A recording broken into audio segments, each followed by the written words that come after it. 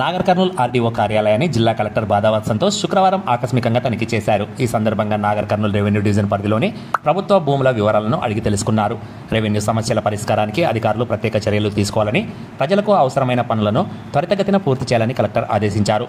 సంబంధిత తహసీల్దార్ల వారీగా పోలింగ్ కేంద్రాల మ్యాపింగ్ వివరాలను పరిశీలించారు. ఆయా ప్రాంతాలకు సంబంధించిన సమస్యలపై విచారణ చేసి భూభారతి రెవెన్యూ సదస్సులో వచ్చిన దరఖాస్తుల వివరాలను సమీక్షించారు. ప్రభుత్వ భూముల వివరాలు సక్రమంగా అప్డేట్ చేసి ఉంచాలని సూచించారు. 2002లో నాగర్ కర్నూల్ నియోజకవర్గంలో ఉన్న 189 పోలింగ్ కేంద్రాలు ప్రస్తుతం 270 కేంద్రాలుగా పెరిగిన నేపథ్యంలో ఆయా కేంద్రాల్లోని ఓటర్ జాబితాను సరిచూసి మ్యాపింగ్ ప్రక్రియను వేగవంతం పూర్తి చేయాలని కలెక్టర్ ఆర్డీఓకు సూచించారు. భూభారతి రెవెన్యూ సదస్సులో వచ్చిన 3888 దరఖాస్తులపై కూడా కలెక్టర్ ఆరా తీశారు.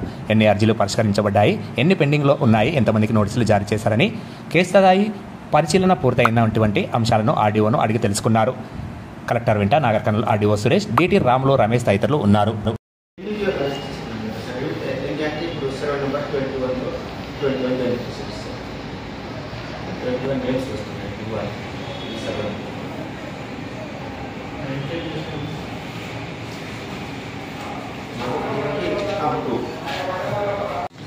కొన్ని లేని కూడా మేము పట్టాన్ని 22 BOP నుంచి రిమూవ్ అయినాయి.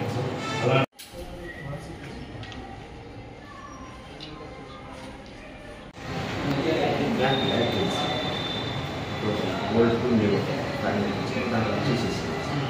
ఈ రోజుల్లో మళ్ళీ లీజ్ కోసం పోలీస్ స్టేషన్స్ క్రియేట్ చేసినప్పుడు సైడ్